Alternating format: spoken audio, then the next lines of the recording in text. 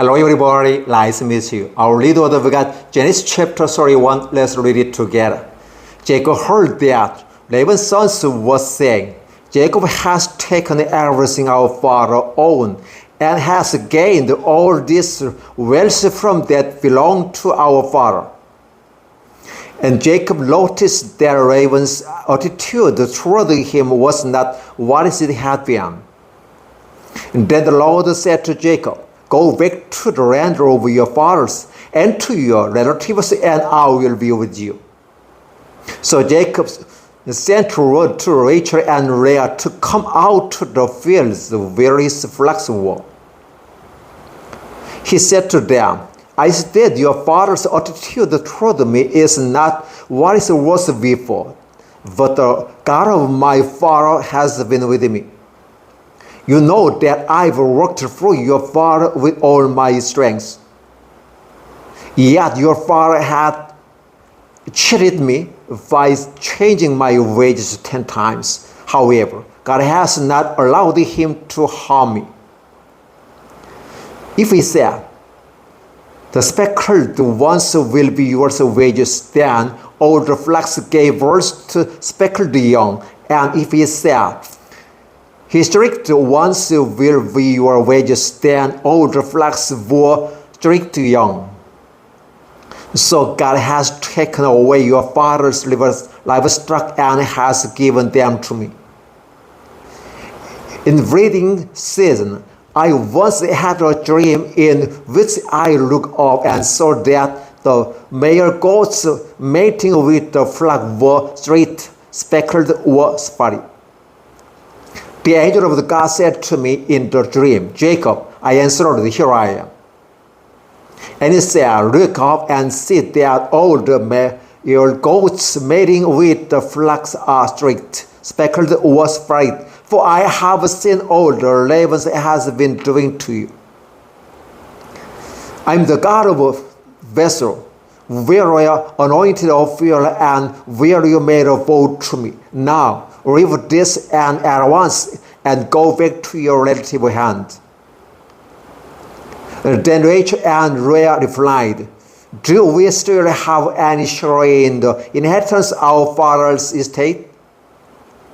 Does he not regard us as foreigners? Not only has he sold us, but he has used up what paid for us. Surely all the wealth that God took away from our father belonged to us, and our children so do whatever God has told you. Then Jacob put his children and his wives and on camels. And he drove all his livestock ahead of him, along with all the goods he had accumulated in Padan Aram, to go to his father Isaac in the land of Canaan. When Laban had gone to the shore, his sheep Rachel stole her father's household gods. Moreover, Jacob deceived Laban the Aramean by not telling him he was running away. So he fled with all he had and crossed the river. He headed for the hill country of Gilead. On the third day, Laban was told that Jacob had fled. Taking his relatives with him, he pursued Jacob for 7 days and caught up with him in the hill country of Gilead. Then God came to Laban and Aramean in a dream at night and said to him, Be careful not to say anything to Jacob, either good or bad. Jacob had pitched his tent in the hill country of Gilead when Laban overtook him, and Laban and his relatives camped there too. Then Laban said to Jacob, What have you done? You've deceived me, and you've carried all my daughters like captives in the war. Why did you run off secretly and deceive me? Why didn't you tell me so I could send you away joy and singing to music of tambourines and harps? You didn't even let me kiss my grandchildren and my daughters goodbye. You have done foolish things. I have the power to harm you, But last night the God of your father said to me, be careful not to say anything to Jacob in a good warfare. Now you have gone off because you belong to return to your father's house. But why did you steal my goods? Jacob answered Laban, I was afraid because I thought you would take your daughters away from me by force. But if you find anyone who has your goods, he shall not live in the presence of our relatives. See for yourselves whether there is anything of yours here with me, and if so, take it. Now Jacob did not know that Rachel had stolen the goods. So Laban went into Jacob's tent and into Laban's tent and into the tent of the two maidservants, but he found nothing. After he came out of Leah's tent, he entered Rachel's tent. Now Rachel had taken the household goods and put them inside her camel's shelter, and she was sitting on them. Laban searched through everything in the tent but found nothing. Rachel said to her father, don't be angry, my lord, that I cannot stand up in your presence. I'm having my period. So he searched but could not find the household goods. Jacob was angry and took Laban to task. What is my crime? He asked Laban. What sin I have committed that you hunt me down? Now that you have searched through all my goods, that have you found that belongs to your household? Put it here in front of your relatives and mine, and let them judge between the two of us. I have been with you for 20 years now. Your sheep and goats have not miscarried. No, I haven't eaten rams from your flocks. I did not bring you animals torn by wild beasts. I bought the loss myself, and you demanded payment from me for whatever was stolen by day or night. This was my situation. The heat consumed me in the daytime and the cold at night, and sleep fled from my eyes.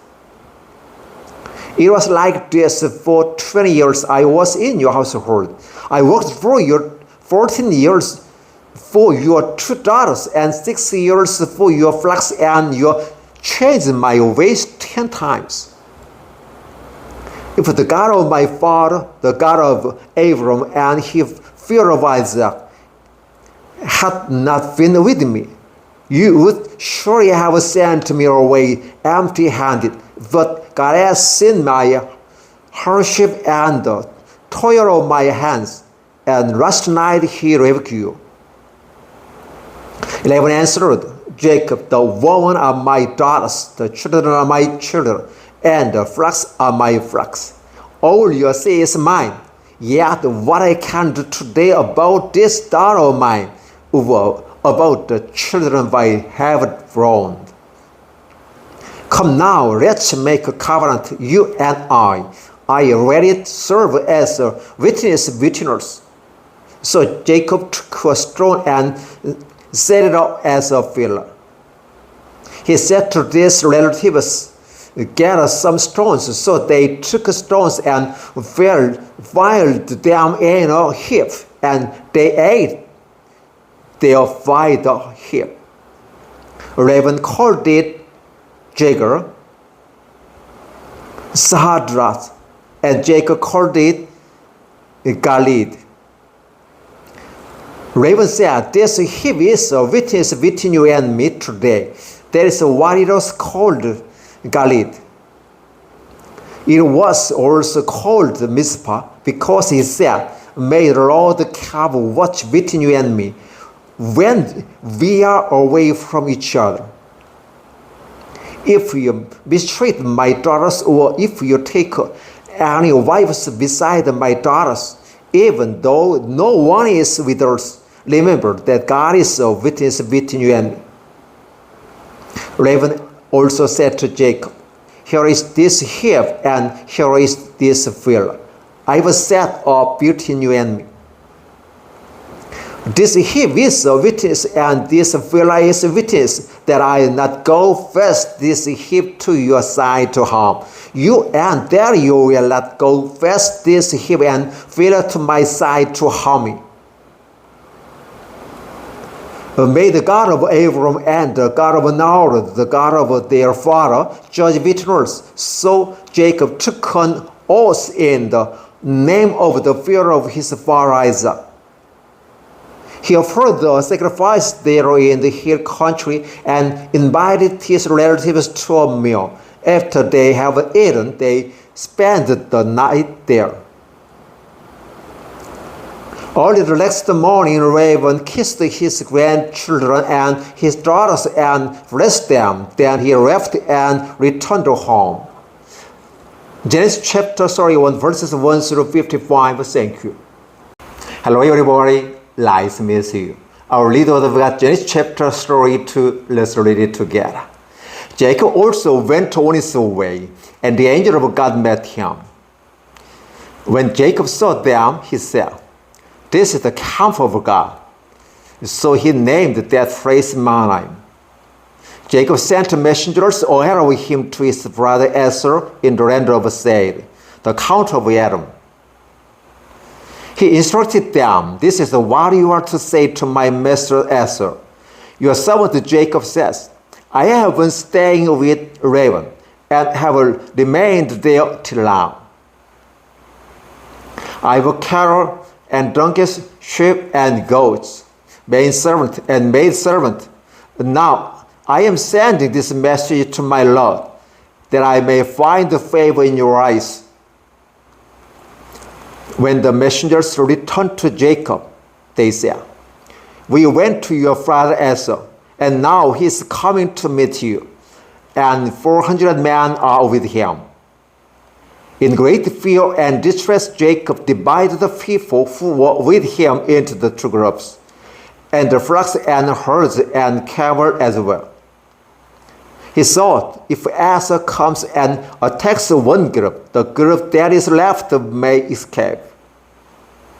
Then Jacob prayed, O God, my father Abraham, God of my father Isaac, O Lord, who said to me, go back to your country and your relatives. I will make you prosper. I am unworthy of all the kindness and faithfulness you have shown your servant. I only my step when I crossed this Jordan, but now I have become two groups. Save me, I pray, from the hands of my brother Esau, for I am afraid he will come and attack me, and also the mothers with their children. But you have said, I will surely make you prosper, and you will make your descendants like the sand of the sea, which cannot be counted.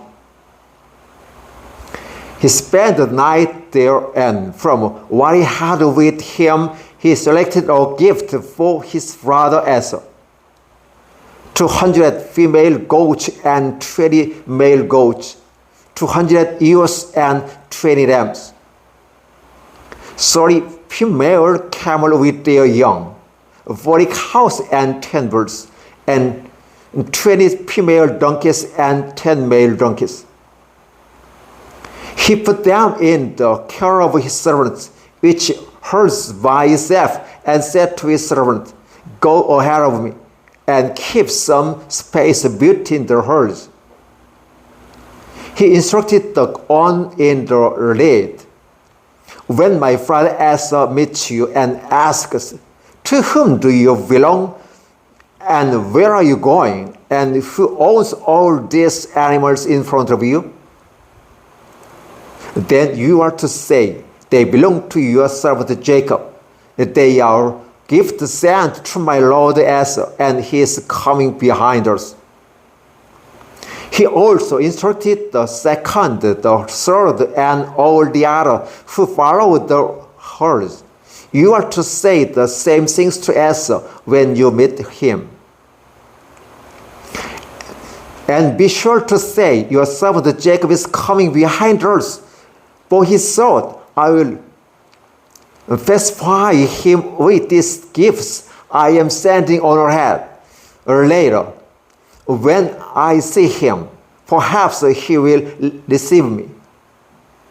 So Jacob's gift went on ahead of him, but he himself spent the night in the camp. That night Jacob got up and took his 2 wives, his 2 maidservants, and his 11 sons, and crossed the ford of the Jabbok. After he had sent them across the stream, he sent over all his possessions. So Jacob was left alone, and a man wrestled with him till daybreak. When the man saw that he could not overpower him, he touched his socket of Jacob's hip, so that his hip was wrenched as he wrestled with the man. Then the man said, "Let me go, for it is daybreak." But Jacob replied, I will not let you go unless you bless me."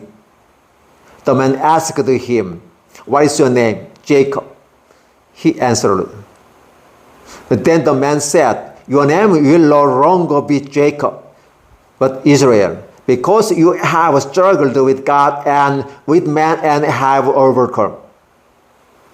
Jacob said, "Please tell me your name." But he replied, "Why do you ask my name?" Then he blessed him there. So Jacob called the place Peniel, saying, "It is because I saw God face to face, and yet my life was spared." The sun rose over him as he passed Peniel, and he was limping because of his hip. Therefore, to this day, the Israelites do not eat the tendon attached to the socket of hip, because the socket of Jacob's hip were touched near the tendon. Genesis chapter 32, verses 1 through 32. Thank you. Hello everybody, nice to meet you. Our read of God, Genesis chapter 33. Let's read it together. Jacob looked up, and there was Esau, coming with his 400 men. So he divided the children among Leah, Rachel, and to the maidservant. He put the maidservant and their children in front, Leah and her children next, and Rachel and Joseph in the rear. He himself went on ahead and bowed down to the ground 7 times as he approached his brother. But Esau ran to meet Jacob and embraced him. He threw his arms around his leg and kissed him, and they wept. Then Esau looked up and saw the woman and children. "Who are these with you?" he asked. Jacob answered, "They are the children God has graciously given your servant." Then the maidservant and their children approached and bowed down. Next, Leah and her children came and bowed down. Last all of came Joseph and Rachel, and they too bowed down. Esau asked, "What do you mean by these robes I met?" "To find favor in your eyes, my lord," he said. But Esau said, "I already have plenty. My brother, keep what you have for yourself." "No, please," said Jacob. "If I have found favor in your eyes, accept this gift from me. For to see your face is like seeing the face of God. Now that you have received me favorably, please accept this present that was brought to you. For God has been gracious to me, and I have all I did." And because Jacob insisted, Esau accepted. Then Esau said, "Let us be on our way. I'll accompany you." But Jacob said to him, "My lord knows that the children are tender, and that I must care for the ewes and cows that are nursing their young. If they are driven hard just one day, all the animals will die.